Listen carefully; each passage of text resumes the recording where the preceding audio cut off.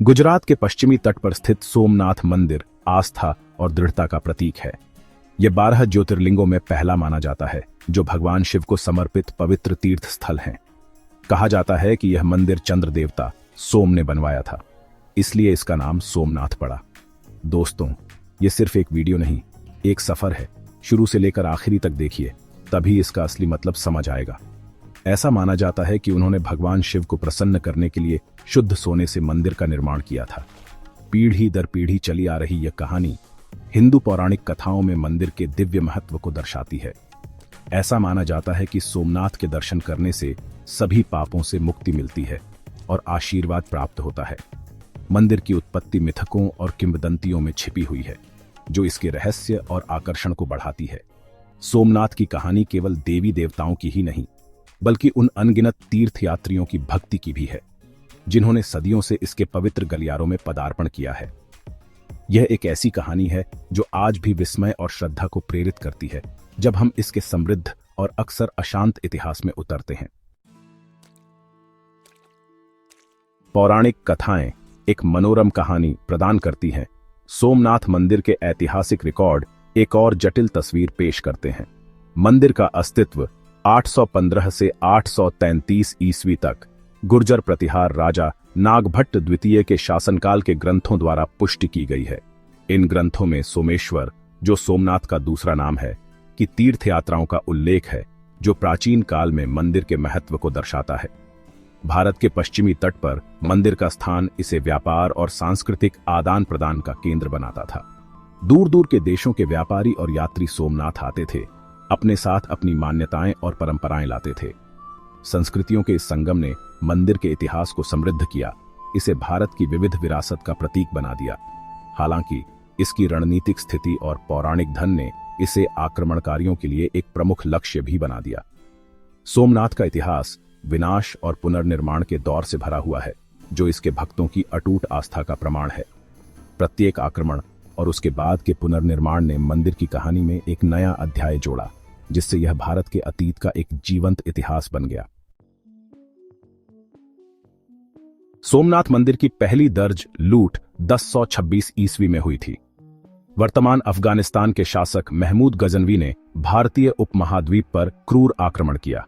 लालच और अपना प्रभुत्व स्थापित करने की इच्छा से प्रेरित होकर महमूद ने सोमनाथ को निशाना बनाया, जो अपनी संपत्ति और धार्मिक महत्व के लिए प्रसिद्ध था। मंदिर को लूटा गया और उसकी प्रसिद्ध सोने की मूर्ति सहित उसके खजाने लूट लिए गए। विनाश बहुत बड़ा था और इस घटना ने पूरे भारत में सदमे की लहरें भेज दी। इस घटना ने मंदिर के इतिहास में एक महत्वपूर्ण मोड़ दिया, जो विनाश और पुनर्निर्माण के एक चक्र की शुरुआत थी। तबाही के बावजूद लोगों का विश्वास अडिग रहा। मंदिर का पुनर्निर्माण किया गया, हर बार नए उत्साह और समर्पण के साथ। विनाश और पुनर्निर्माण का यह चक्र सोमनाथ के इतिहास में एक आवर्ती विषय बन गया, जो इसके भक्तों की अटूट भावना को उजागर करता है। इसके बाद की सदियों में सोमनाथ मंदिर पर कई और हमले हुए। 1299 ईस्वी में अलाउद्दीन खिलजी की सेना ने मंदिर को ध्वस्त कर दिया। फिर से 1395 में तैमूर के आदेश के तहत जफर खान ने और नुकसान पहुंचाया। हर बार मंदिर का पुनर्निर्माण किया गया, केवल एक बार फिर आक्रमणकारियों के प्रकोप का सामना करने के लिए।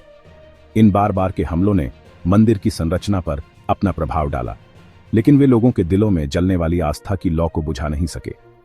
जिन कठिनाइयों का सामना करना पड़ा, उसके बावजूद सोमनाथ के भक्तों ने कभी उम्मीद नहीं छोड़ी।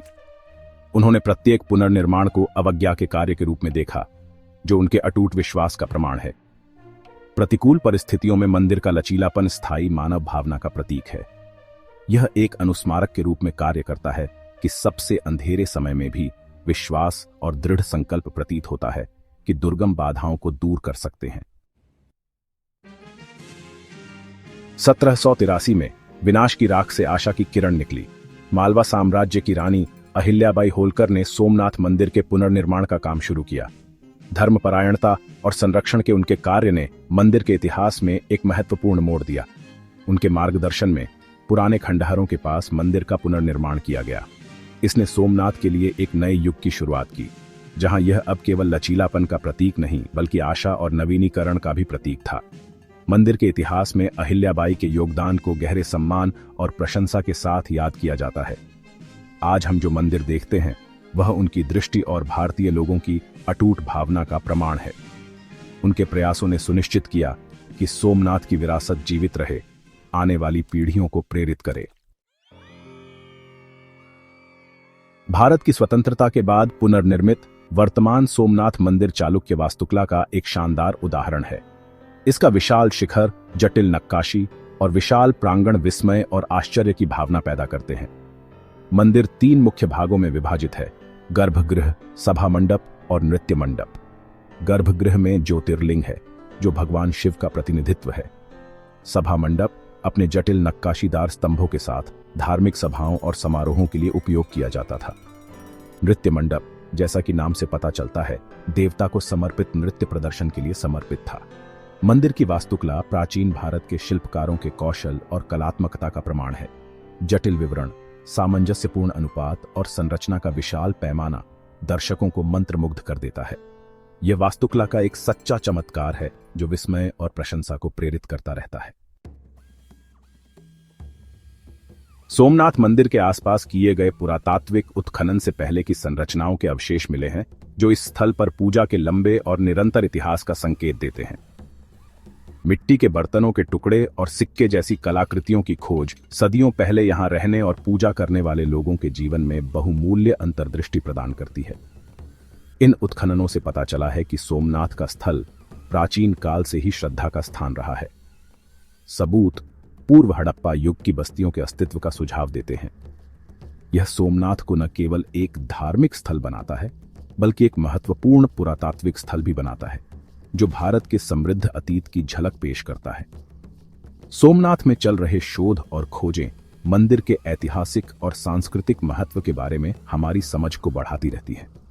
प्रत्येक नई खोज इस प्राचीन मंदिर के समृद्ध टेपेस्ट्री की एक और परत को उजागर करती है, इसकी स्थायी विरासत के लिए हमारी प्रशंसा को गहरा करती है।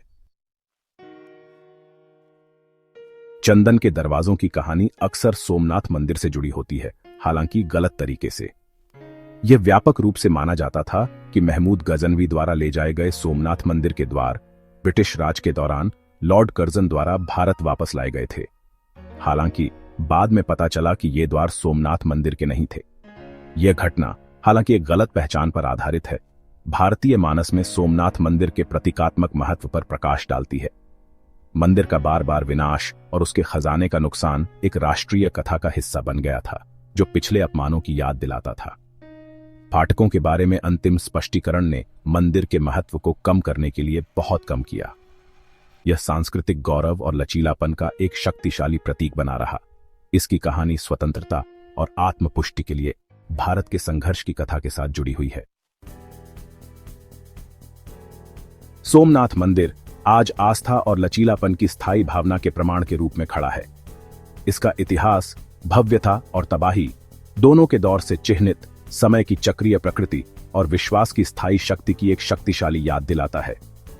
अपने लंबे इतिहास में कई चुनौतियों का सामना करने के बावजूद मंदिर हर साल लाखों भक्तों को आकर्षित करता रहता है जो आशीर्वाद और सांत्वना चाहते हैं। सोमनाथ केवल एक मंदिर नहीं है, यह भारत की सांस्कृतिक और आध्यात्मिक विरासत का प्रतीक है। इसकी कहानी स्थायी मानव भावना, प्रतिकूल परिस्थितियों पर काबू पाने के लिए विश्वास की शक्ति और नवीकरण और पुनर्निर्माण में अटूट विश्वास का प्रमाण है।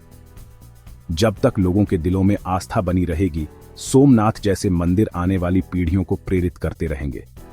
अगर आपको भी महादेव से अटूट प्रेम है तो इस चैनल को सब्सक्राइब, लाइक, शेयर करना मत भूलें ताकि हम और भी रहस्यमयी और ऐतिहासिक वीडियो आपके लिए ला सकें।